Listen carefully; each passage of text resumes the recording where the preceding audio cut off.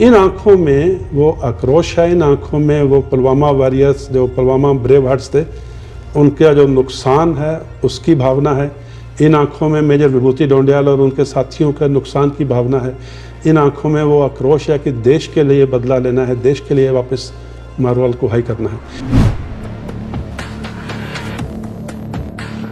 ना सिर्फ पाकिस्तान ऑक्यूपाइड कश्मीर को क्रॉस करेंगे, हम प्रॉपर पाकिस्तान में जाके अटैक करेंगे। हम आपके देश में आके मारेंगे, जैसे प्रधानमंत्री जी कहते हैं, घर में घुस के मारेंगे। ये हमारी फोर्सेस इतनी काबिल हैं कि आप उनको टच नहीं कर सकते। हम जहां चाहेंगे वहां जाके मारेंगे। 100 घंटे के अंदर अंदर उस मॉड्यूल को ख़त्म कर दिया गया जिसका कमांडर गाजी था, और कितने गाजी आए, कितने गाजी गए। उसके बाद में वो डायलॉग वापस आया, हाउ इज़ द जोश। पूरे देश का मोराल वापस आया, और बालाकोट के बाद तो देश का मोराल 7वें आसमान पे था। 370 हटने के बाद में बहुत से लोगों की बहुत आशंकाएं थी कि क्या हो जाएगा, खून की नदियां बह जाएंगी, लाशें बिछ जाएंगी। कुछ पुराने चीफ मिनिस्टर तो ये भी बोलते थे कि तिरंगे को कंधा देने वाला कोई नहीं होगा कश्मीर में।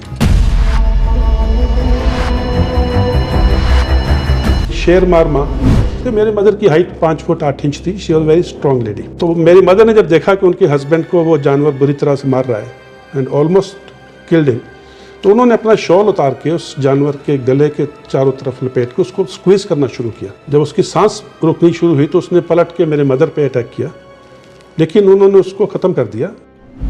एज अ कोर कमांडर मेरा टास्क टेररिस्ट को मारना तो सिर्फ, जैसे मैंने बोला, 10% रहा हो, शायद 90% मेरा टास्क था कि कश्मीर में अमन शांति खुशहाली वापस आए।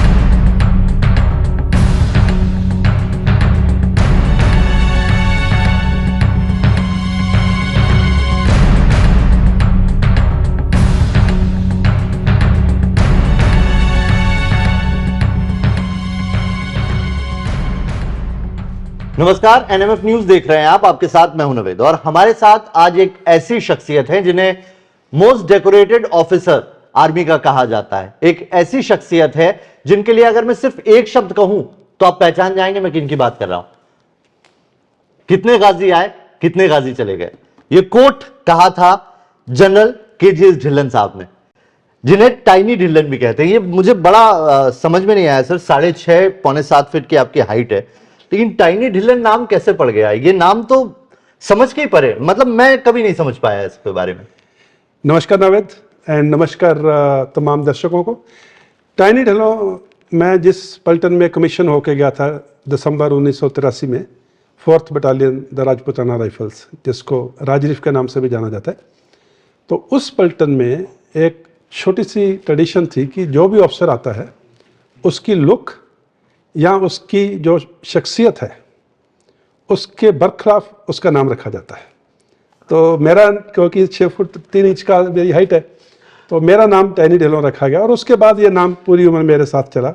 आज भी फौज में भी सीनियर जूनियर्स, सोशल मीडिया पे भी जितने भी मेरे साथ इंटरेक्ट करते हैं, सब टाइनी ढिल्लों नाम से जानते हैं। क्या बात है सर।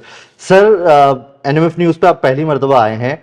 इस बुक के बारे में बात करेंगे आज, जो आपने बुक लिखी है। ये बुक कई लोगों के लिए एक फलसफा है जिंदगी का।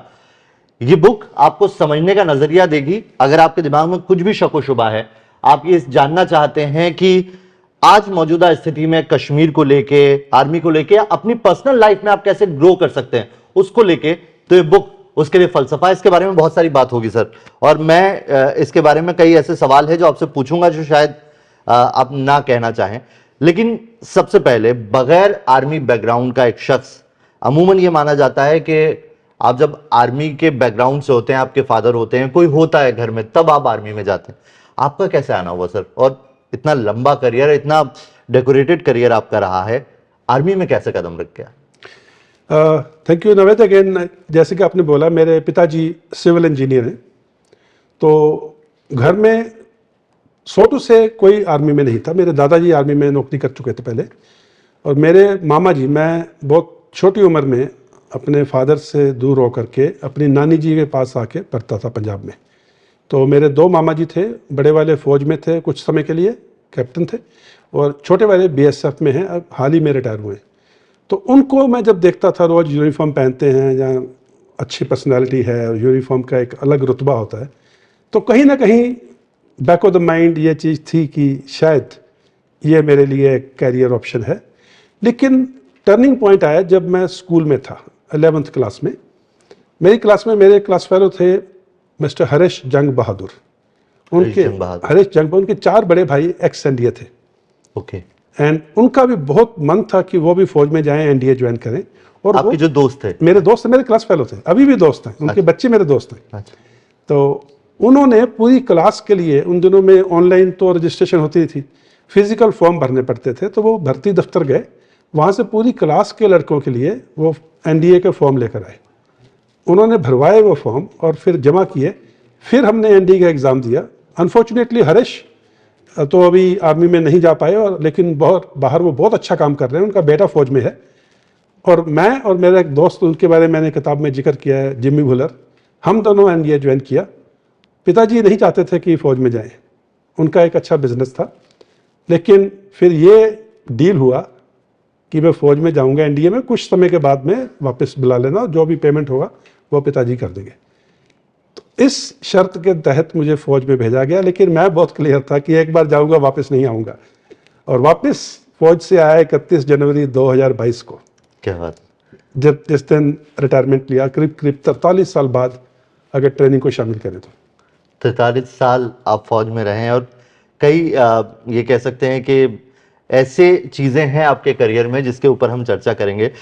आपकी ज़िंदगी में इन्फ्लुएंस किसी का रहा है तो किसका है? किसको आप ये सबसे ज़्यादा इन्फ्लुएंशियल माना अपनी ज़िंदगी में आपने?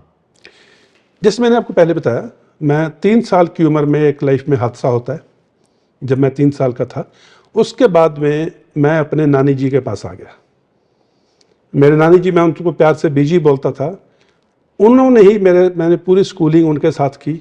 उन्होंने ही मुझे तैयारी करवाई एनडीए में जाने के लिए, जब प्रिपेयर किया, जब मेंटली एंड मॉरली सपोर्ट किया। और एनडीए के दौरान भी, फौज में नौकरी के दौरान भी, मेरी शादी, जो मेरी अभी वाइफ है, 36 साल से ऊपर हमारी शादी को हो गए, उनको भी हाँ ये लड़की ठीक है आपके लिए, वो नानी जी ने ही सेलेक्ट किया। तो मेरे नानी जी का मेरे ऊपर बहुत इन्फ्लुएंस है। मैंने उसके बारे में किताब में भी लिखा है। She was the most powerful person in my life.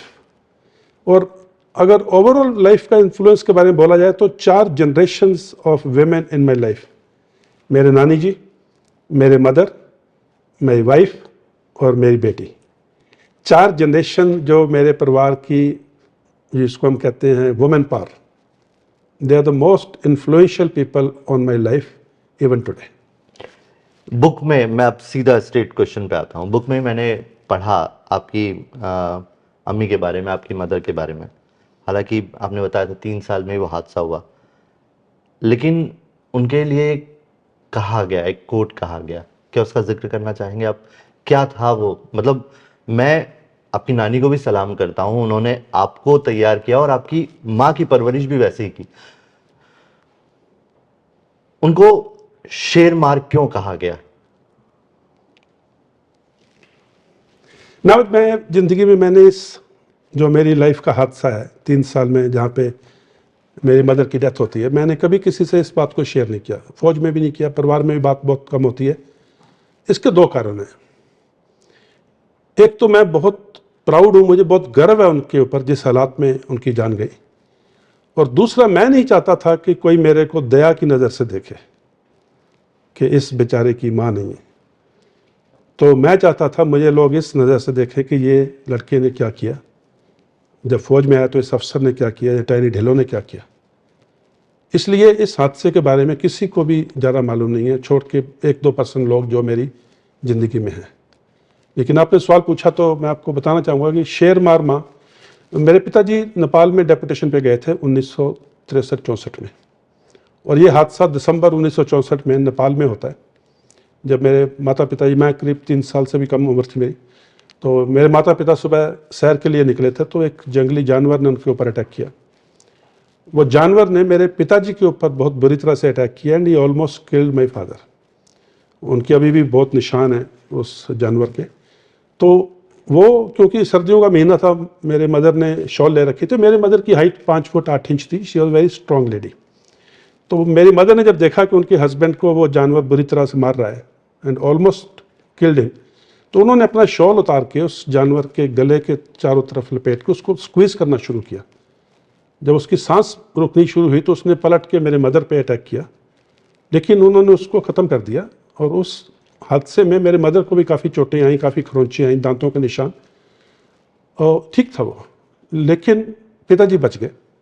लेकिन उसके बाद में गोरखपुर से उन दिनों में इंजेक्शंस ट्रांसपोर्ट किए गए थर्मस में डाल के, तो उस थर्मस में वो टेम्परेचर मेंटेन नहीं रह पाया और वो इंजेक्शंस खराब हो गए।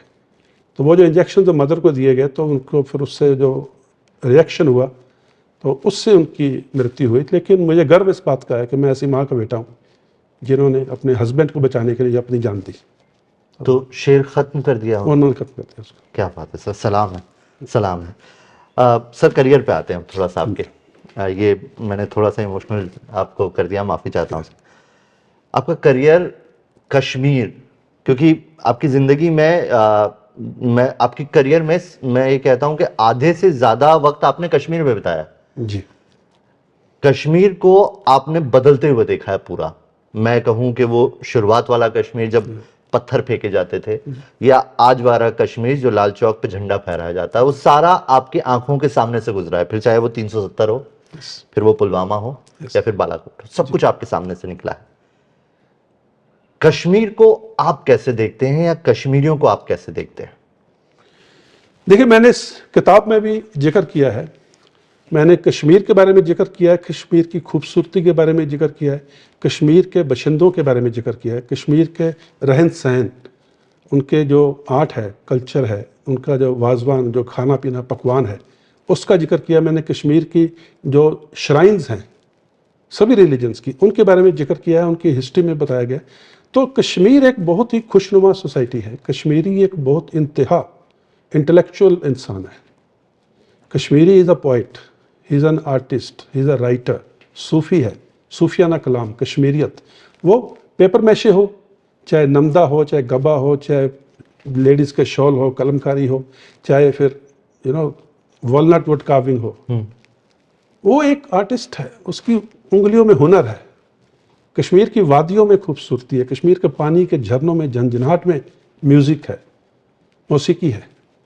कश्मीर एक, मैं अपने दिल से बोल सकता हूँ, मैं पूरा दिन कश्मीर के ऊपर बोल सकता हूँ, कश्मीर की खूबसूरती के ऊपर बोल सकता हूँ, कश्मीरी लोगों के ऊपर बोल सकता हूँ। इतने मेरे दोस्त हैं कश्मीर में आज भी। मेरे कम से कम जब व्हाट्सएप मैसेज दिन में 50 से 100 मैसेज मुझे कश्मीर से आते हैं। तो बहुत अच्छी सोसाइटी है, एक जन्नत। If there is heaven on earth, it is here, it is here, it is here. So उस सोसाइटी को मैंने जब 1988 में पहली बार गया, मैंने उसको टूटते हुए देखा। मैंने इस किताब में जिक्र किया है, वो मंजर भी देखा, लम्हों ने खता की, सदियों ने सजा पाई। मैं इसका पूरा जिक्र किया 1988 में कैसे ये सोसाइटी टूटी, कैसे आतंकवाद शुरू हुआ, कैसे कश्मीरी पंडित्स का फोर्स्ड एक्सोडस हुआ, कैसे किलिंग्स हुई। कश्मीरी लॉस्ट, कश्मीरी मदर ने अपना बच्चा खोया, कश्मीरी नौजवान ने अपनी ज़िंदगी खोई, कश्मीरी बाप ने अपना बेटा, अपनी लाइफ खोई। उसके बाद में पूरा टेररिज्म का दौर, फिर हड़ताली दौर, हर रोज़ हड़ताल, बच्चों ने अपनी पढ़ाई छोड़ी, पढ़ाई नहीं कर पाए। साल में 280 दिन तक कश्मीर पे बंद रहता था, हड़ताल रहती थी, बच्चे स्कूल नहीं जा पाते थे, उनको ऐसे ही प्रमोट कर दिया जाता था अगली क्लास। जब वो 12th में आए, कॉम्पिटिटिव एग्ज़ाम नहीं कम्पीट कर पाए क्योंकि बैकग्राउंड नहीं थे, अच्छे कॉलेज में एडमिशन नहीं ले पाए आगे, क्योंकि 35A के कारण MNCs नहीं आ पा रही थी, जॉब क्रिएशन नहीं थी, माहौल ऐसा था कि बाहर की इन्वेस्टमेंट नहीं थी। तो जॉब क्रिएशन नहीं थी, एजुकेशन नहीं थी, तो क्या करता बच्चा? गन उठाने के सिवाय कोई चारा नहीं था, क्योंकि रेडिकलाइजेशन भी थे, फॉल्स नैरेटिव था, प्रोपेगेंडा था। और एक सबसे जो इम्पोर्टेंट चीज़ कश्मीरी लोग भी नहीं समझते हैं कि 1988, 89, 90 में ये टेररिज्म शुरू हुआ, और वही वक्त था जब Indian economy opened up to the world, जब वो इकोनॉमिक दौर, जो इकोनॉमिक प्रगति शुरू हुई, इंडिया की जो मार्केट थी वो खुली, लोग बाहर की इन्वेस्टमेंट आई, पीपल मेड मनी। जिसके पास कार थी उसके पास आज 3 कार हैं इस 35 साल में। कश्मीर में वही टाइम था जब टेररिज्म शुरू हुआ। इधर खुशहाली आ रही है पूरे हिंदुस्तान में, उधर वही 35 साल में गुर्बत, टेररिज्म, किलिंग्स, और वो जो इकोनॉमिक बैंडवैगन थी प्रोग्रेस की, वो कश्मीर ने मिस की। कश्मीर ने एजुकेशन मिस की। कश्मीरी पंडित एजुकेशन का मेन स्टे थे। कश्मीर में जॉब क्रिएशन नहीं हुई, जैसे मैंने बोला। तो ये पूरा सोशल पॉलिटिकल इकोनॉमिक जो एस्पेक्ट था, इसने कश्मीर को अंदर से खोखला किया है। और मैं आज ये कहना चाहता हूँ कि इसमें नुकसान किसका हुआ? कश्मीरियों का। नुकसान कश्मीरियों का हुआ, कश्मीरी माँ का हुआ, कश्मीरी बाप का हुआ, कश्मीरी बच्चे का हुआ, कश्मीरी बहन का हुआ। तो अभी दफ़ा 370 के हटने के बाद जो प्रोग्रेस है, जो डेवलपमेंट हो रही है, जो टूरिज्म बढ़ रहा है, उससे अब जब कश्मीर ने खुशहाली देखी है, हर किसी की इनकम में इजाफा हो रहा है। सुमो वाला ज़्यादा पैसा कमा रहा है क्योंकि टूरिस्ट आ रहे हैं, होटल वाला ज़्यादा कमा रहा है, जो कलाकार है, नमदे बना रहा है, गाबा बना रहा है, कार्पेट, वो भी, उसकी भी बिक्री हो रही है। हर किसी की इनकम में इजाफा हो रहा है, इन्वेस्टमेंट आ रही है, जॉब क्रिएशन हो रही है। तो अभी कश्मीरियों ने डिविडेंड्स ऑफ पीस, जैसे इंग्लिश में बोलते हैं, जो शांति के जो आपको उपहार मिलते हैं, वो अभी उन्होंने देख लिए हैं। अभी कश्मीरी सोसाइटी नहीं चाहती कि वापस उसी आतंकवाद के दौर में वापस जाए। तो अभी आतंकवाद के तमाम जो बैरोमीटर्स होते हैं, जो इंडिकेटर्स होते हैं, वो तमाम डाउन हैं। खुशहाली के इंडिकेटर्स अप हैं। और अभी कंसोलिडेशन फेज चल रहा है। इसमें यह नहीं सोचना कि ख़त्म हो गया। एक जो 3 pronged स्ट्रेटजी, पहला है कि जो गेन्स हमने अचीव किए हैं, जो हमने पिछले 30 साल का नुकसान के बाद अभी लास्ट 3-4 साल में जो हासिल किया है, उसको कंसोलिडेट करना है, उसको मेंटेन करना है, उसको दोबारा से जाने नहीं देना है। दूसरा है हार्ड एक्शंस, जो नहीं मानता है आपकी बात उसके खिलाफ हार्ड एक्शन।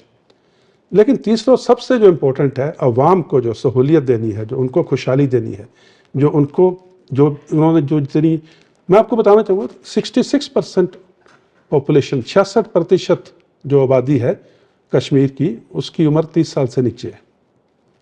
इसका मतलब 2/3 एज पर 2011 सेंसस 62% है, अभी थोड़ा बढ़ गया होगा। इसका मतलब है 2/3 आबादी गन कल्चर में पैदा हुई, गन कल्चर में बड़ी हुई। उनके पीछे एक थोड़ा हिस्ट्री है, उसको समझना है।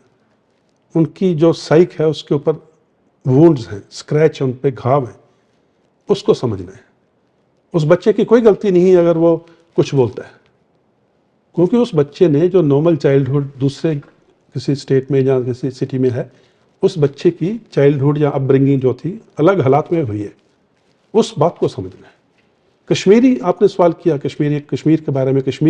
कश्मीरी बहुत इनोसेंट इंसान है। जो तत्व जो दहशतगर्दी फैला रहे हैं वो अलग बात है, वो कुछ है, वो तो 1% भी नहीं है। बाकी सभी कश्मीरियों को आज कश्मीरी सोसाइटी तो बहुत खूबसूरत है साहब, बहुत खूबसूरत है, दिल से बोलता हूँ, बहुत खूबसूरत है। सर, जनरल साहब, आपका जो दूसरा वो था, जब आप अभी टेन्योर में जब गए, जब आप 15 कॉप और चिनार कॉप जो है, जब आपने संभाला, लीड किया उसको, ये माना जाता है कि मिलिट्री की सबसे ज्यादा एक्टिव कमांड है, या जिसको बहुत सारी चीजों से जूझना होता है। आप दूसरे रेजिमेंट्स या दूसरी जगहों को देखेंगे, उनके लिए चीजें क्लियर होती है कि आपको बॉर्डर पेट्रोलिंग करनी है, चीजों को इस तरीके से मैनेज करना है। अगर मैं चिनार कॉप या 15 कॉप की बात करूं, आपको पेट्रोलिंग भी करनी है, आपको सिविलियंस को सेव भी करना है, आपको सिविलियंस के अंदर अपनी मौजूदगी भी दर्ज करनी है, एक माहौल भी क्रिएट करना है। उसके बाद पाकिस्तान से भी जूझना है, आपको ड्रोन अटैक और इनसे भी जूझना है, आपको जो एकदम से आके अटैक कर देते हैं, उन सब चीजों से जूझना। बहुत डिफरेंट थी ये सब चीज, ये जिस सिचुएशन थी। 15 कॉप का जो आपका करियर है, उसको आप बता सकते हैं कि कितना टफ है ये बाकी अदर रेजिमेंट्स और इनसे? सबसे पहले मैं बताना चाहूँगा, चिनार कोर जो है या 15 कोर जो है, उसका जो टास्क का 2 हिस्सों में है। पहला है कि लाइन ऑफ कंट्रोल के ऊपर, जैसे आपने बोला पाकिस्तान से भी जूझना है, लाइन ऑफ कंट्रोल के ऊपर जितने भी offensive and defensive operations, line of control के दूसरी तरफ पाकिस्तान ऑक्युपाइड कश्मीर में जो भी हमने कार्रवाई करनी है वो भी उसकी, और लाइन ऑफ कंट्रोल पे इन्फिल्ट्रेशन को रोकना, टेररिस्ट की या काउंटर इन्फिल्ट्रेशन ग्रिड, ये भी 15 कोर के नीचे आती है। उसके बाद कन्वेंशनल ऑपरेशन, अगर लड़ाई होती है, वो भी 15 कोर के नीचे आती है। और उसके बाद में वैली के अंदर, घाटी के अंदर, कश्मीर घाटी के अंदर जो काउंटर टेररिस्ट ऑपरेशन चलते हैं, उसमें सिक्योरिटी फोर्सेस का एक हिस्सा, बहुत बड़ा हिस्सा आर्मी है, फिर Jammu Kashmir police, CRPF, intelligence agency, ये सब मिलकर कार्रवाई करते हैं, बहुत सिनर्जी। सो 15 करोड़ का काम लाइन ऑफ कंट्रोल के उस तरफ से शुरू होके पूरी घाटी के अंदर है। इसके अलावा पुलिस के साथ, सीआरपीएफ के साथ, इंटेलिजेंस एजेंसी के साथ मिलाप, जैसे आपने बोला अवाम के साथ मिलाप, मीडिया के साथ में इंटरेक्शन और तमाम सिविल एडमिनिस्ट्रेशन के साथ में डेली टाइम पे। तो 15 कोर कमांडर में जो मेरा टास्क था, बहुत से आपके दर्शक सोचते होंगे कि ये तो फौजी अफसर है, इसका तो काम सिर्फ टेररिस्ट को मारना है, ये आर्मी को लेके यही नजर है। लेकिन मैं आपको बताना चाहता हूँ चिनार कोर या 15 कोर कमांडर के तहत ये जो हार्ड ऑपरेशन है, चाहे वो एलसी पे है चाहे वो घाटी में है, वो सिर्फ 10% ही था मेरा काम। जब मैं कैप्टन या मेजर था उस टाइम पे हो सकता है वो 60 से 70% मेरा काम रहे, लेकिन एज चिनार कोर कमांडर मेरा सिर्फ 10% था कि टेररिस्ट को ख़त्म करना है। बाकी मेरा 90% काम था अवाम की हिफाजत, सिविल एडमिनिस्ट्रेशन को ऐसा सहारा देना या ऐसा सपोर्ट करना कि वो अपना काम ठीक ठाक कर सकें। अभी आप सोचिए, आर्मी पूरी वैली में है, दहशतगर्दी है, एक पटवारी साहब या एक डाकिया पोस्टमैन या एक एसएचओ साहब, वो जब लास्ट वाले गांव में जाना चाहते हैं तो उनकी सेफ्टी, उनकी हिफाजत को अगर नहीं इंश्योर किया जाएगा तो वो जाएंगे नहीं वहाँ पे, नहीं जाएंगे। और ये काम भी फौज करती है। वो फौज की पोस्ट, राष्ट्रीय राइफल्स की पोस्ट कोने कोने में है, तो वहाँ पे ऐसा पीस का माहौल या शांति का माहौल कायम करना जिससे कि civil administration, hospital staff, nurses, doctors, veterinary doctor जाके वहाँ पे आदमियों को, जानवरों को, उनके आप जो मवेशी हैं उनको भी दवाई दे सके, उसके लिए माहौल जो है वो फौज को क्रिएट करना पड़ता है, पुलिस और सीआरपीएफ के साथ सहयोग के साथ। तो ये बहुत मल्टी प्रोंग्ड टास्किंग है, इजी नहीं है Easy ये नहीं पोस्टिंग, है। ये कह सकते हैं कि बिल्कुल इजी नहीं। क्योंकि वहाँ पे हर वक्त 5 से 10 चीज चल रही होती है साइमल्टेनियसली और आपको सबको तरफ तवज्जो देनी है। So it's a challenging job, but इसके बारे में थोड़ी सी बैकग्राउंड मैंने बुक में भी लिखी है। जनरल रावत साहब चीफ थे। जी, रावत साहब तो भी पूछूंगा। हाँ जी, तो रावत साहब चीफ थे, तो मेरा करीब 10वां नंबर था सीनियोरिटी में कोर कमांडर बनने के लिए एज पर सीनियोरिटी। लेकिन होता क्या है कि रैंक आपका हक है, आपको सीनियोरिटी में मिले, अपॉइंटमेंट किसी भी ऊपर नीचे कर सकते हैं, लेकिन जनरली वो सीनियोरिटी में चलते हैं। रावत साहब ने मुझे 10वें या 9वें नंबर से उठा करके 15 कोर में भेजा, जबकि मेरे से सीनियर लोग अभी वेट कर रहे थे कोर कमांडर बनने की। और 10 तारीख को मैंने कोर कमांडर बना, 14 तारीख को पुलवामा होता है, एंड रेस्ट एज दे से इज हिस्ट्री। ये इसी आप जब जा रहे थे, प्रेस कॉन्फ्रेंस थी, उस वक्त आपने कहा था कि कश्मीर तो मेरा घर है। कश्मीर में आपकी 6 से ज़्यादा टेन्योर रहे हैं कश्मीर में। तो अब मैंने कहा था, आपने ये कहा था कि मैं वापस से जा रहा हूँ कश्मीर, और उसके 4 दिन बाद पुलवामा हो जाता। लगा कि ये तो मतलब सर मुंडाते ही ओले पड़ गए, आए और चीज़ें एकदम से बदल गई। पुलवामा क्या था सर? पुलवामा को लेके बाहरी मीडिया की हम बात नहीं करते, हमारे यहाँ पर भी कई मीडियाज ने उसके ऊपर, कई कश्मीर लीडर्स ने उसके ऊपर, हमारे यहाँ विपक्ष में बैठे लोग भी पुलवामा को इंटेलिजेंस फेलियर और दूसरी तमाम चीज़ों से आरोप लगाते रहे। आर्मी ने अपना काम किया, कभी कोई बयान नहीं दिया, लेकिन क्या वाकई फेलियर था कुछ वहाँ पर?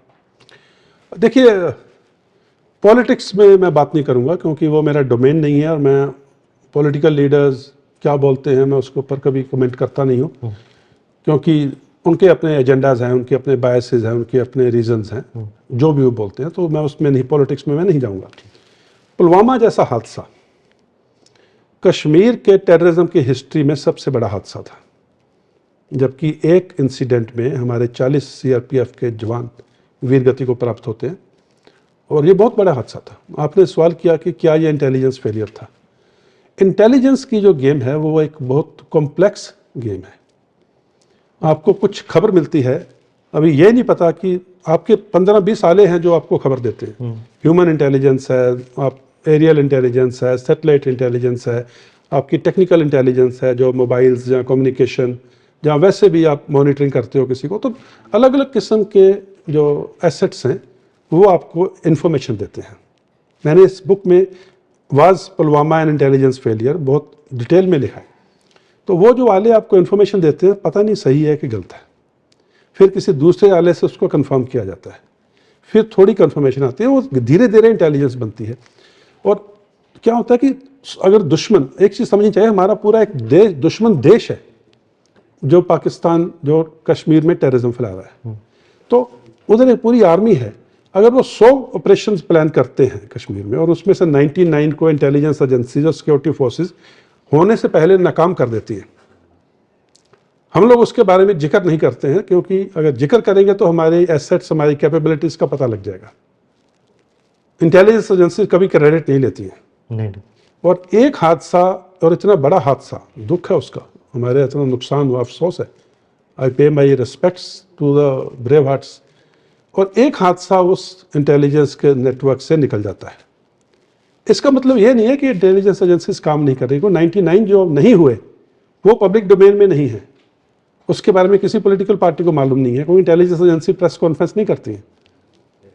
और एक चीज़ मैं आपको और बताता हूँ, बुक में भी लिखा है, शायद आपको भी मालूम हो, 14 फरवरी को पुलवामा होता है, 24 फरवरी को कश्मीर में ही, साउथ कश्मीर में ही एक और सुसाइड बॉम्बर अपना वीडियो बनाता है कि मैं भी अभी सुसाइड बॉम्बिंग करूंगा, ये करूंगा, वो करूंगा, अपने हथियार वगैरह सब तैयार है, एक्सप्लोजिव तैयार है। हमें उसकी इंफॉर्मेशन मिलती है, हम हिट करते हैं उस मॉड्यूल को, और 24 फरवरी को हम उस मॉड्यूल को ख़त्म कर देते हैं। नहीं तो पुलवामा 2 भी होने के लिए पाकिस्तान या उनके टेररिस्ट ने तैयारी कर रखी थी।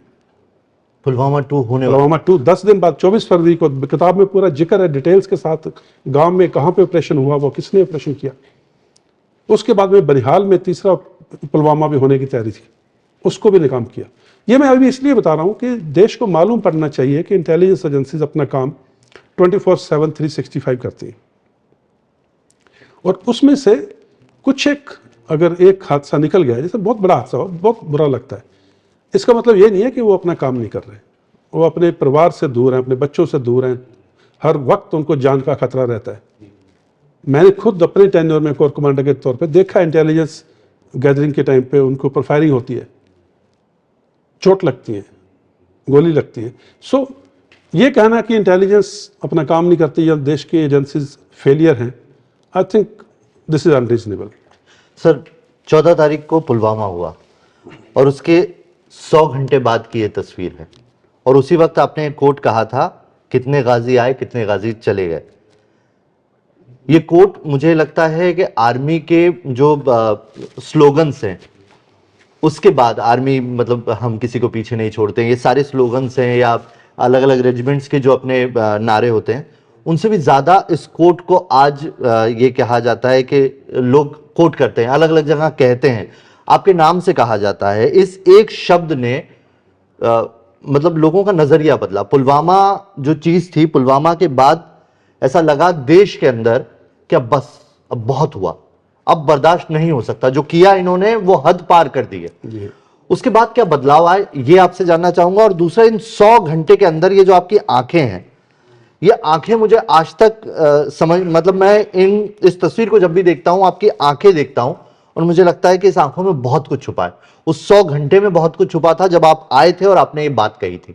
क्या हुआ था सर? जो आपका लास्ट क्वेश्चन है, पहले उसका जवाब देता हूं। ये तस्वीर जो कवर के ऊपर है, ये उसी प्रेस कॉन्फ्रेंस की है जिसमें बात हुई थी कितने गाजी आए, कितने गाजी गए।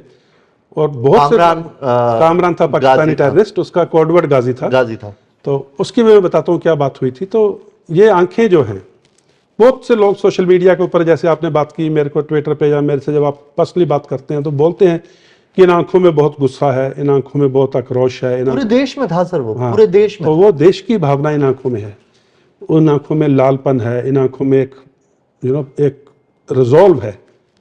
तो मैं आपको बताना चाहता हूँ कि ये तस्वीर लेने से पिछले 4 रात, यानी कि 100 घंटा पहले पुलवामा हुआ था, और मैं पिछली 2 रात जब ऑपरेशन चल रहा था, जिसमें मेजर विभूति डोंडियाल और हमारे दूसरे जवान वीर गति को प्राप्त हुए, मैं पिछली 2 रात सोया नहीं था, क्योंकि ऑपरेशन को कंटिन्यूसली मॉनिटर कर रहा था, उसको जो भी कुछ उसको सपोर्ट चाहिए थी।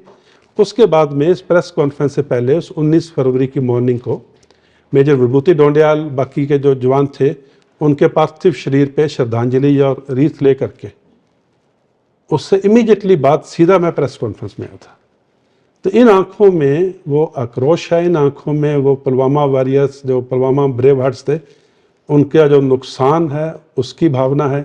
इन आंखों में मेजर विभूति ढोंडियाल और उनके साथियों का नुकसान की भावना है, इन आंखों में वो आक्रोश है कि देश के लिए बदला लेना है, देश के लिए वापस मारवाल को हाई करना है। तो ये आंखें मेरे को खुद को बहुत कुछ बताती हैं और तो ये सारी बातें मैंने किताब में लिखी हैं। और उस 100 घंटे में कितने ऑपरेशंस थे जो आपने अंजाम दिए थे? जैसे आपने थोड़ी देर पहले इंटेलिजेंस की बात की, तो इंटेलिजेंस जब ये पुलवामा का हादसा हुआ उसके 2 घंटे के बाद हम लोग पूरी टीम सिक्योरिटी फोर्सेस जुट गए इस काम में कि इस मॉड्यूल को अभी ख़त्म करना है। ऑपरेशंस तो मुझे मालूम ही नहीं है कि कितने हुए, क्योंकि जैसे आपने हिंदी मूवीज़ में सुना होगा, कोई भी जब कांड कर देते हैं तो उसके बाद में जो भी उनका लीडर होता है वो कहता है कि अंडरग्राउंड हो जाओ। उसका मतलब होता है कि आप कहीं जाके छुप जाओ, कुछ किसी से बात मत करो, किसी से फ़ोन पे बात मत करो, दिखाई मत दो, बाहर मत निकलो, किसी घर के अंदर कमरे में बैठे रहो। तो अगर ये मॉड्यूल भी उसी तरह से पुलवामा आईडी ब्लास्ट के बाद में अंडरग्राउंड हो जाता तो हमें खबर नहीं मिलती। हमारा काम था कि ये हरकत करते रहें, ये कम्युनिकेशन करते रहें। अगर मूवमेंट या हरकत करेंगे तो दिखाई देंगे, कम्युनिकेशन करेंगे तो हमारे पास में इंटरसेप्शन आएगी। हमने उसी शाम से ही जितनी भी संदिग्ध उनके खुफिया ठिकाने थे जिनकी हमें खबर थी, उन सब के ऊपर ऑपरेशन लॉन्च किए। जहाँ थोड़ा सा भी आइडिया था वहाँ भी ऑपरेशन लॉन्च किया। पूरे साउथ कश्मीर, नॉर्थ कश्मीर में अगले 2 दिन तक पूरे ऑपरेशन लॉन्च किए कि ये लोग मूवमेंट करते रहे, और हम कामयाब हुए। वो जहाँ भी आते थे वहीं पे इनको आगे सिक्योरिटी फोर्सेस मिलती थी। तो तीसरे दिन हमें खबर लगी कि पिंगलाना गांव में इस घर में ये हैं, और 3 घंटे के बाद में वहाँ से हरकत कर जाएंगे। हमारे पास इतना कम समय था, जम्मू कश्मीर पुलिस, 55 राष्ट्रीय राइफल, सीआरपीएफ उसी 3 घंटे में मिले, प्लानिंग किया, लॉन्च किया, उस एरिए को इंसर्कल किया, कॉर्डन लगाया और हिट किया। और इसके पहले ही कुछ चंद मिनटों में मेजर विभूति ढूंढियाल और साथियों की वीर गति को प्राप्त होते हैं। जब ऐसा हादसा हो जाता है तो कैजुअलिटी मैनेजमेंट, एवैक्यूएशन करना है, उसकी तरफ ध्यान बढ़ जाता है और ऑपरेशन स्लो हो जाता है। लेकिन हेड्स ऑफ टू 55 राष्ट्रीय rifles and Jammu Kashmir police and CRPF, कुछ लोग कैजुअलिटी मैनेजमेंट में लगे लेकिन उन्होंने ऑपरेशन को कंटिन्यू रखा, टेररिस्ट के साथ में कॉन्टैक्ट नहीं खत्म होने दिया। ये सारी बातें मैंने किताब में लिखी। मतलब एक तरफ जहां देश में इतनी सारा वो था, तमाम न्यूज़ चैनल्स, मुझे भी याद है हम खबरें पढ़ रहे थे, ये सब चीज़ें चल रहे थे, जिनके ऊपर गुजरी थी वो अपनी ग्रीफ को एक तरफ रख के अगले टारगेट को अचीव कर रहे थे कि अब इनको रोकना नहीं। क्या Pulwama was the pin point कि अब बस खत्म करना है? क्योंकि बहुत सारी चीजें बदल गई उसके बाद। मेरे ख्याल से अगर पुलवामा नहीं होता तो शायद बालाकोट भी नहीं होता। जी नहीं, Balakot was response to Pulwama. Balakot जो है, क्योंकि ये जैश ए मोहम्मद जो है पाकिस्तान बेस्ड टेररिस्ट ऑर्गेनाइजेशन है, और पुलवामा आईडी ब्लास्ट के पीछे पाकिस्तान आर्मी, आईएसआई का हाथ है, और जैश ए मोहम्मद का तो ये ग्रुप ही था। तो हिंदुस्तान की सरकार ने जब ये डिसीजन लिया, होता क्या है कि मल्टीपल टारगेट्स ऑप्शंस होती हैं जब भी आप कोई ऑपरेशन लॉन्च करना चाहते हो, ऐसा retaliatory operation, multiple target options होती है, मल्टीपल एसेट्स एम्प्लॉयमेंट ऑप्शंस होती हैं कि आर्मी से करना है, नेवी से करना है, एयरफोर्स से करना है, आर्मी एंड एयरफोर्स को मिक्स करके करना है, भेड़ दैन मिलाएं। सो सारी ऑप्शंस को देखने के बाद में जब सरकार ने डिसीजन लिया कि वी विल हिट बालाकोट, उसमें एक संदेश था। संदेश ये था कि हम, अगर आप पुलवामा जैसा हादसा करोगे तो हम सिर्फ इस पे नहीं रुकेंगे कि एलसी के 2 किलोमीटर या 4 किलोमीटर अंदर जाके कोई छोटी सी पोस्ट को तहस नहस करके हम उसका एक आपको मैसेज दे रहे हैं। मैसेज ये था कि हम ना सिर्फ पाकिस्तान ऑक्यूपाइड कश्मीर को क्रॉस करेंगे, हम प्रॉपर पाकिस्तान में जाके अटैक करेंगे।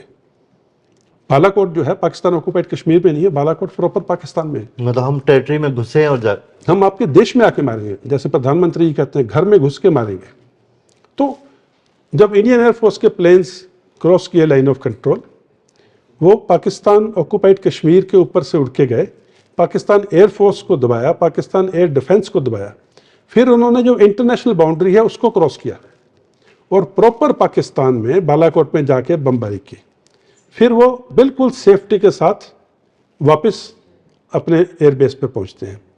तो ये एक बहुत बड़ा संदेश था कि हमारी फोर्सेस इतनी काबिल हैं कि आप उनको टच नहीं कर सकते, हम जहां चाहेंगे वहां जाके मारेंगे।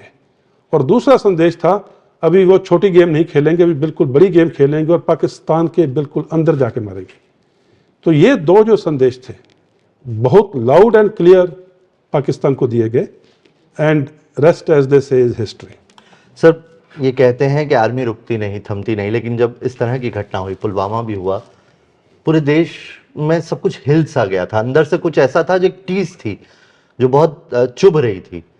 बालाकोट के बाद वो टीस तो खत्म हुई, नो डाउट, आम लोगों की तो हुई, लेकिन बतौर आर्मी के लोगों को भी टीस थी वो। और बालाकोट के बाद ये कह सकते हैं कि ऐसा लगा कि यार हाँ किया और कर गए, मतलब कुछ अलग थी फीलिंग उस वक्त।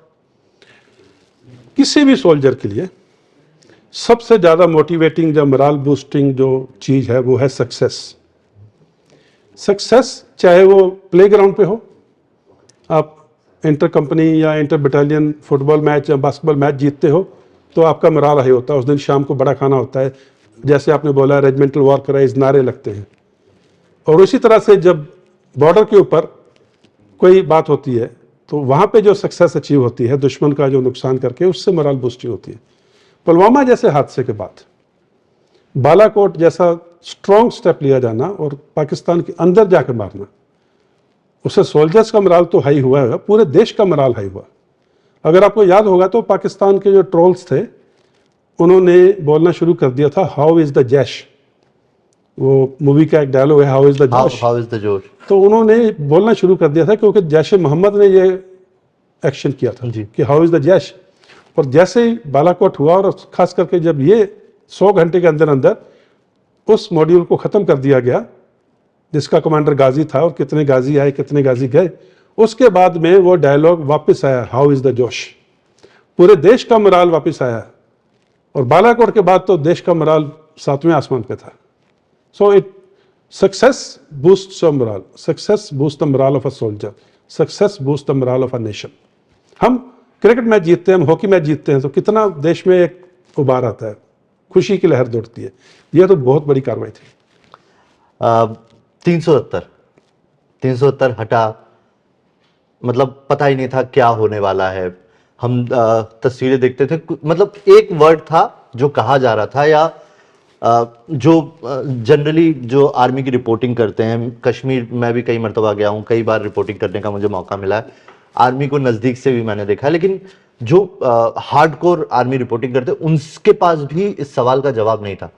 कुछ हो रहा है, कुछ बड़ा होने वाला है। हम देखते थे ट्रक्स जा रहे हैं, व्हीकल लोड होके जा रहे हैं, कुछ होने वाला है, लेकिन क्या होने वाला है नहीं पता।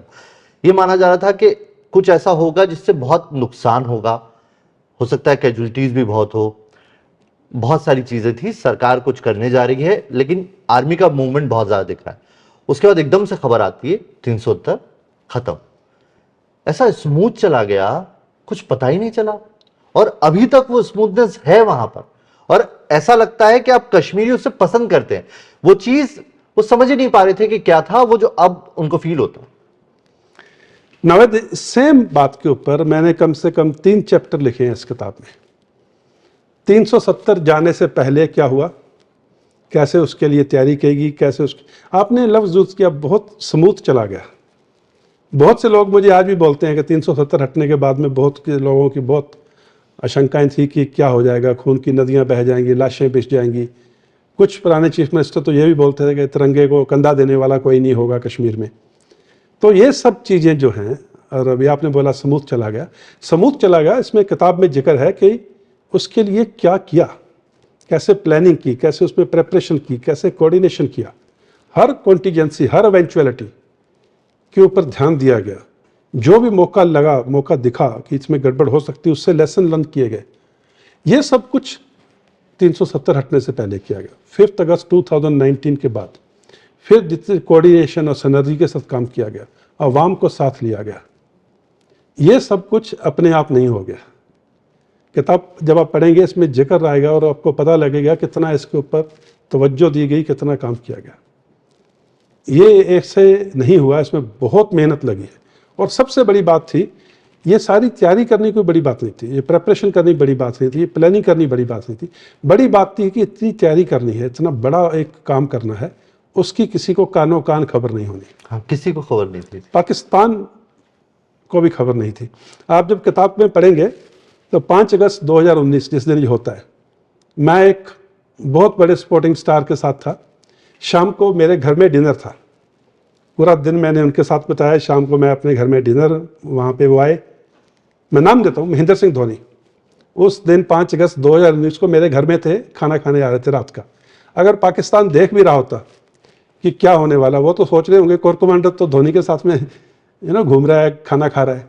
तो ये सब कुछ इतने स्मूथली किया गया। वो भी हिस्सा ही तो नहीं था इस पूरे प्लान का? नहीं, वो आप किताब पढ़िए, उसमें एक आधा चैप्टर उसके ऊपर भी है कि कैसे हुआ। और क्योंकि हम तो फिल्मों में देखते हैं किस तरीके से आर्मी तैयारी करती है, और उसको लेके आप कभी कुछ कहते नहीं है। सोशल मीडिया पे बहुत सारे लोग बोलते हैं, और आप भी अब सोशल मीडिया पे बहुत एक्टिव हैं, और हम सब आपको फॉलो करते हैं, और यूथ बहुत ज्यादा आपके साथ इंटरेक्ट करता है। कई बार कई लोग बकवास करते हैं कि ये था। आपके पास तो सारी इंटेलिजेंस है, आपको लगता है कि इसको करेक्ट कर दूं? मुझे तो पता है क्या है। आप तो इंटेलिजेंस, आपने आर्मी इंटेलिजेंस को लीड किया है, तो कई सारी ऐसी लोग हैं जो लिखते रहते हैं कि ये गलत था, इस वक्त ये किया। आपके पास तो सारे जवाब हैं। आपने नहीं सोचा कि एक ट्वीट कर दूं, मैं इसको बता दूं, मैसेज ही डाल दूं? इंटेलिजेंस में there is something called meat and there is something called noise. Noise वो होती है जो सही बात नहीं है, और इस पूरे स्पेक्ट्रम में जितनी ज़्यादा नॉइज होगी, दुश्मन उतना ही ज़्यादा डिसीव होगा। क्योंकि अगर मैं आपको कोई मैसेज कन्वे कर रहा हूँ और आपके पास में वो डिकोडिंग है, वो एसेट, तो आपके पास तो करेक्ट मैसेज पहुँच जाएगा। लेकिन इस स्पेक्ट्रम में आपके पास में सिर्फ इतना मैसेज आ रहा है, लेकिन ये जो नॉइज है, दुश्मन को उसको भी डिसाइफर करना है कि ये सही है कि नहीं है। तो all this tweets, all this things are part of noise, they are part of intelligence picture.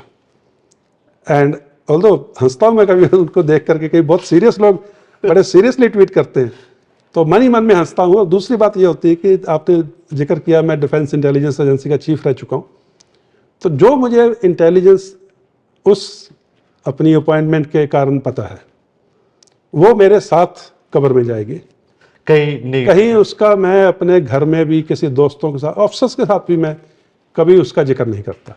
और ये एक ऑनर कोड है, जो मेरे से सीनियर भी हैं, जो मेरे से जूनियर ऑफिसर्स भी हैं, वो भी कभी मेरे से उसके बारे में बात नहीं करेंगे, कभी मेरे से पूछेंगे नहीं कि can you tell us something about that. कुछ ही लोग हैं जो रिसर्च कर रहे हैं, PhD कर रहे हैं, वो आते हैं, बातचीत करते हैं, लेकिन कभी भी वो ये नहीं बोलेंगे कि मेरे को उसके बारे में कुछ बता दो। ये एक ऑनर कोड है, एक सोल्जर कोड है। हम हर सोल्जर इसको रिस्पेक्ट करता है, और जो वो लिखते हैं वो उनको पता नहीं है। So I will leave it at that. Kashmir में जो आपका टेन्योर रहा है जनरल साहब, बहुत सारी चीजें हुई, हमने 3 तो मेजर चीजें डिस्कस कर ही ली। लेकिन आज मैं राजनीति से दूर रखता हूं चीजों को, लेकिन आज भारत जोड़ो यात्रा वहां पहुंची थी, और तमाम कांग्रेस के लीडर पहुंचे, बड़ी तादाद में पहुंचे, लाल चौक पे झंडा भी फहराया। मैं 370 जब हटी थी तब मैं कश्मीर में था, और मैं देख रहा था चीजों को। उसके अगले बार जब उसकी फर्स्ट सालगिरह थी तब भी था। दोनों में डिफरेंस मुझे दिख रहा था। लाल चौक पे मैं खड़े होकर रिपोर्टिंग कर पा रहा था। उससे पहले जब इलेक्शन था तब मैं गया लाल चौक पे, मैंने माइक जैसे ही निकाला मुझे लोग गालियां देने लगे थे। लेकिन जब मैं 370 हटने के बाद वहां गया, मैंने पीस टू किया। ये मैं अपना पर्सनल एक्सपीरियंस बता रहा हूं, मैंने पीस टू किया। इवन मैं पुलवामा वाली जगह तक गया, मैंने वहां पे जो केसर मिलती है पुलवामा के थोड़े सा आगे, जो केसर, वहां से केसर खरीद। ये मैं इलेक्शन के टाइम कवर करने गया था, तब नहीं पॉसिबल था। दिक्कतें थी, वो या तो वहां के लोगों की थी, हमारा जो लोकल सपोर्ट, हमारे जो रिपोर्टर होते थे वो बोलते थे अब बस, अब मत निकलो, या वो डराते थे। लेकिन 370 हटने के बाद मैंने खुद फील किया कि चीजें बदली, बहुत बदली। आपको नहीं लगता ये भारत जोड़ो यात्रा पहले पॉसिबल नहीं होती? जो आप बदल के गए उसकी वजह से वो लोग इतनी बड़ी तादाद में वहां जा पाए। ऑपरेशन ऑल आउट भी उसमें एक बहुत बड़ी वजह है। और सिर्फ ऑपरेशन ऑल आउट नहीं, उसके अलावा कई आपने ऑपरेशन चलाया। ऑपरेशन मां खास तौर पर कैसे हमने पहली बार देखा कि वीडियो है, और वो वीडियो टेलीविजन पर के सामने पास भी आए, कोई आतंकी है, उससे उसकी मां, उसका भाई कोई बात कर रहा है। ये आइडिया कहां से आया सर, और इसने बड़ा काम किया? देखिए, पहले मैं जो आपने बात की, पीस अभी आ रहा है 370, मैं पॉलिटिक्स में नहीं जाऊंगा, आपने काफी पॉलिटिकल चीजें बताई। मैं बस ये समझना चाह रहा हूं कि ये माहौल जो बदला है, मैं नहीं कह रहा उसकी जगह कोई और पार्टी भी हो सकती है, ठीक? मैं उसमें ना जा करके, हम जब आर्मी में जब हम देखते हैं कि पीस आ रहा है, जहाँ पीस कम हो रहा है, जहाँ पीस खराब हो रहा है, तो हम तथ्यों पे आधारित होते हैं। हम कोई भी लूज स्टेटमेंट नहीं देते, और मैं आज भी लूज स्टेटमेंट नहीं दूंगा। मैं तथ्यों पे आधारित बात करूंगा। कुछ एक मापदंड हैं टेररिज्म के, कि टेररिज्म का लेवल यहाँ पर है, या यहाँ पर है, या यहाँ पर है, शांति यहाँ पर है, यहाँ पर है, यहाँ पर। जैसे कितने टेररिस्ट जो हैं घाटी में ऑपरेट कर रहे हैं, कितने टेररिस्ट इनिशिएटेड इंसिडेंट्स जहाँ टेररिस्ट द्वारा जो हमले किए गए, कितने टेररिस्ट कमिटेड एट्रोसिटीज जहाँ उन्होंने जो नुकसान किया सिविलियन पॉपुलेशन का, कितने टेररिस्ट मर गए, कितने सिविलियंस को जान गंवानी पड़ी, कितने सिक्योरिटी फोर्सेस पर्सनल को जान गंवानी पड़ी, और ऐसे मापदंड हैं।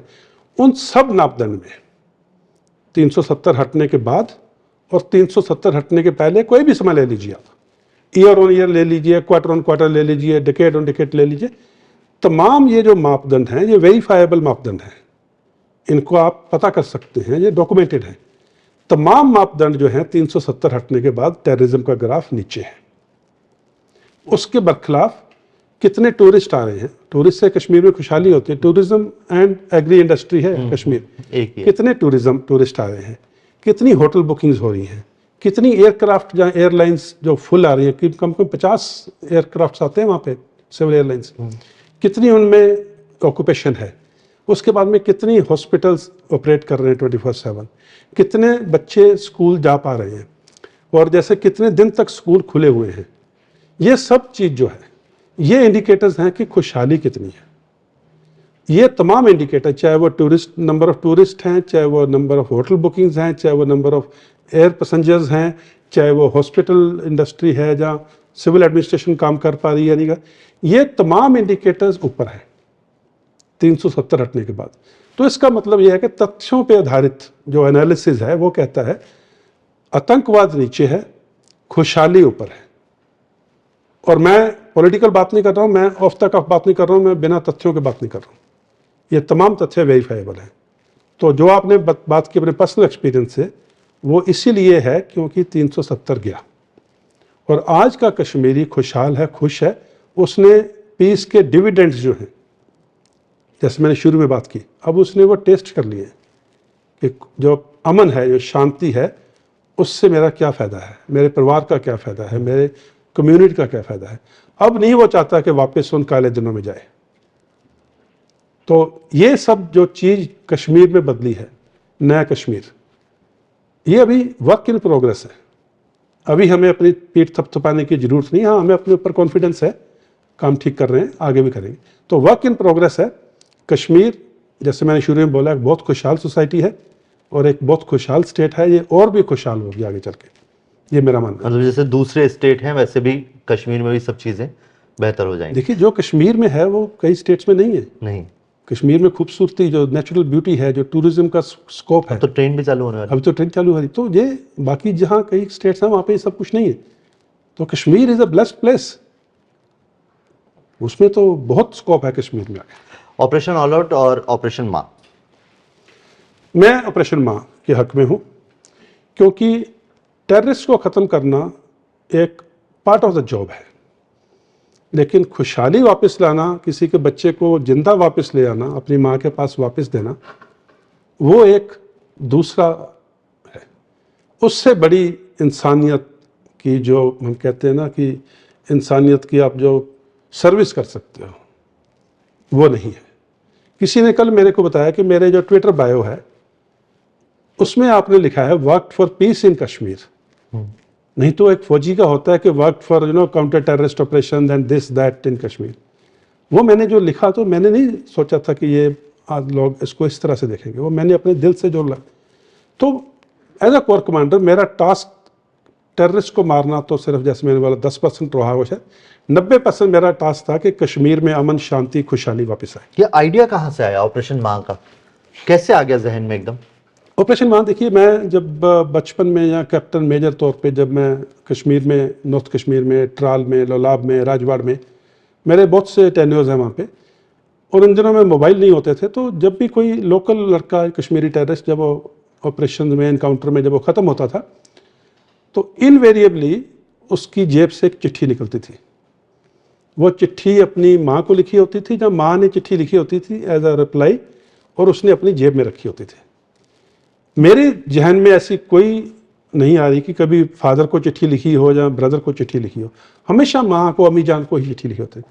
तो किसी भी सोसाइटी में माँ का एक बहुत महत्वपूर्ण है, माँ सूत्रधार होती है परिवार की। लेकिन कश्मीरी सोसाइटी में माँ की एक अलग ही पहचान है। तो वो चीज़ मेरे जहन में थी, मेरे दिमाग में थी कि माँ, और बाद में मैंने बहुत इंटरेक्ट किया as a young officer civilians के साथ, घर में जाके खाना खाना, वाजवान खाना, पोस्ट पे आना। तो ये मुझे मालूम था, कहीं ना कहीं मेरे जहन में था कि माँ बहुत इंपॉर्टेंट है सोसाइटी में। तो जब मैं कोर कमांडर बना तो सबसे पहले जो मैंने काम किया वो मैंने यही किया कि हम लोग जो टेररिस्ट बन गए हैं कश्मीरी बच्चे, उनको मैं सरेंडर नहीं बोलता, मैं वापस बोलता हूँ कि रिटर्न। मैं क्या, उनके लिए कुछ ऐसा करें कि वो वापस आ सके। उसके लिए 3-4 चीज़ें थी। हमने मदर्स को अप्रोच किया, इसका नाम, किसी जर्नलिस्ट ने इसका नाम ऑपरेशन माँ रखा। और किसी ने मेरे से थोड़े दिन पहले पूछा, जनरल साहब आपने बहुत से ऑपरेशन किए होंगे, आपका सबसे फेवरेट ऑपरेशन कौन सा था लाइफ का? मैंने कहा ऑपरेशन माँ, क्योंकि उससे जाने बची। तो फिर हमने मदर्स को, स्कूल टीचर्स को, उनके फ्रेंड्स थे, मौलवी साहब को, हेडमैन को, ओपिनियन मेकर्स को, हमने बहुत से लोगों को इस ऑपरेशन में या इस कार्रवाई में इन्वॉल्व किया और एक्सपेंड करते गए।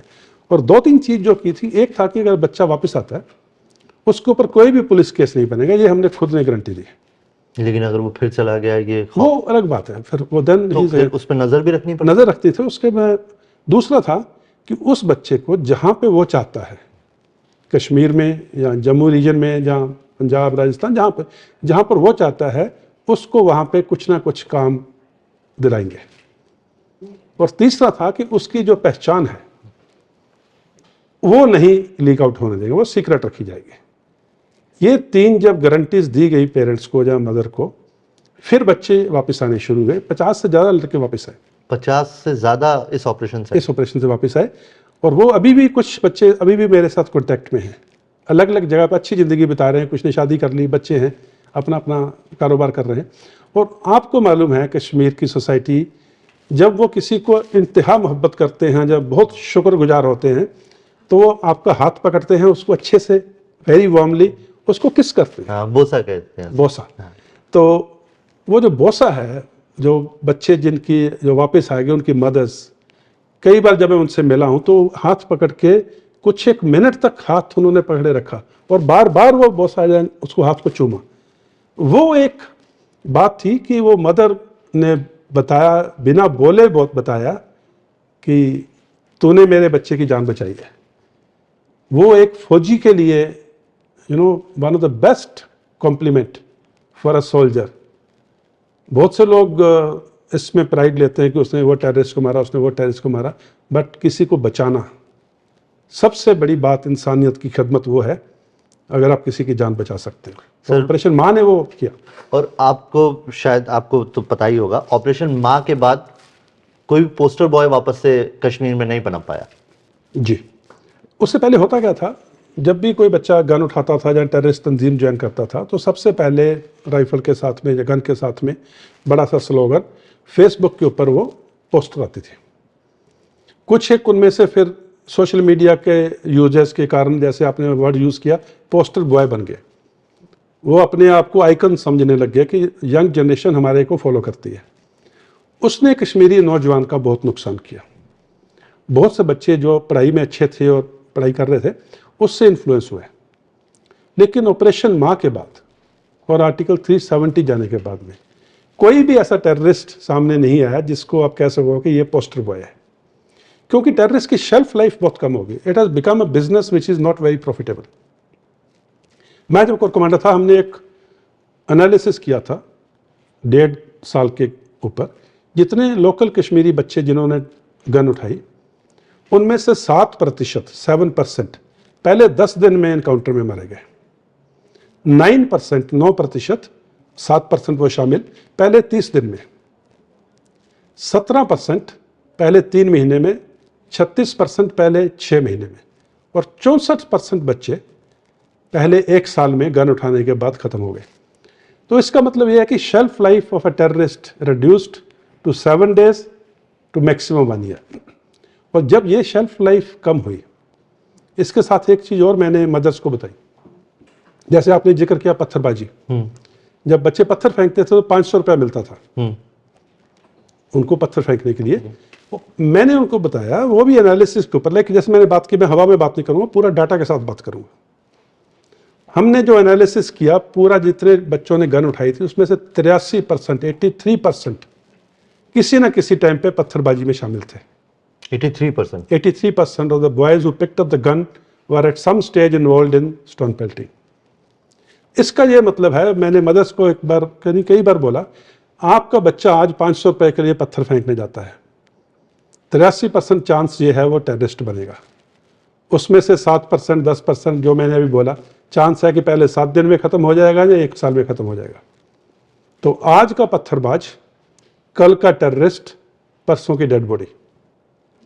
ये जो बात जब तथ्यों के साथ में बताएगी मदर्स को, फैमिलीज को और तमाम कम्युनिटी को बहुत अच्छे से समझ आई। और जब एक मौका दिया गया रिटर्न होने का, एक गारंटी दी गई सेफ्टी की, तो ये सब चीज़ जो है, transparency, truthfulness, military way of operating, minimum force, softer approach, concern for the अवाम, ये तमाम बातें जो हैं एज अ पैकेज ऑपरेशन माँ की सक्सेस हैं। और ऑपरेशन माँ के अलावा ये उन बच्चों की ज़िंदगी की बहाली की एक छोटी सी तस्वीर है।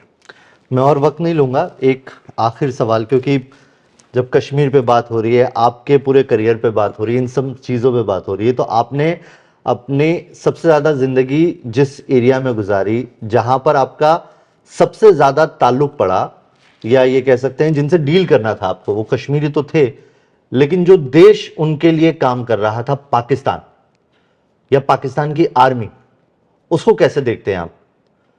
इंडियन आर्मी रुतबा है, जोश है, और ये आप कहीं भी दोनों की तुलना नहीं की जा सकती, क्योंकि हमारी रैंक अलग है। अगर आप वर्ल्ड लेवल पे भी देखोगे तो हमारी रैंक अलग है, वो वहां पर कहीं नहीं टिकते।